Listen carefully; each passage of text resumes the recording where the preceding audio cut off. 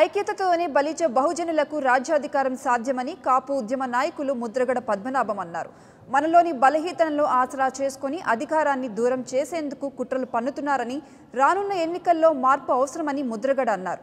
అనంతపురంలో జరిగిన బలిజ బహుజనుల సమావేశంలో పాల్గొన్న ముద్రగడ ఇలాంటి సమావేశాలు మరిన్ని జరగాలని ఆకాంక్షించారు.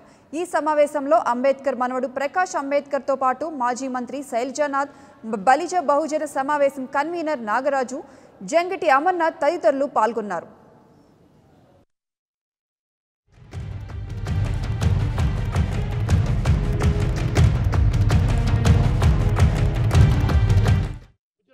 అయినప్పుడు ప్రధానమంత్రి గారు 50% పైన ఏ పార్టీ అయినా రిజర్వేషన్ ఇస్తానంటే నమ్మొద్దు అని చెప్పారండి.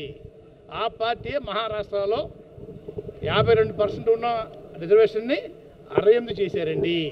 మరాఠీల ఆందోళన దృష్టిలో పెట్టుకుని వారికి 16% ఇస్తూ అక్కడ అసెంబ్లీలో తీర్మానం చేశారండి.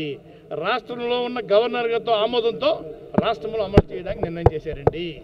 అదే పందాలో మాకు చేసుంటే ఈరోజు మేము హ్యాపీగా ఉండేవాళ్ళం. కానీ అది చేయకుండా కేంద్రాన్ని పంపించి ఆయన చేతులు దొరుకుతున్నారు ముఖ్యమంత్రి గారు. బీజేపీ వారిని మా ఫైల్ క్లియర్ చేయండి అయ్యా అని అడుక్కుంటూ ఉన్నాం. Hello, this is your Nandu. Please do subscribe to New Waves Media. ఇలాంటి మరిన్ని మంచి వీడియోలు కావాలని కోరుకుంటున్నారా? అయితే పక్కనే ఉన్న గంట సింబల్ను క్లిక్ చేయండి. అలాగే సబ్స్క్రైబ్ చేయండి.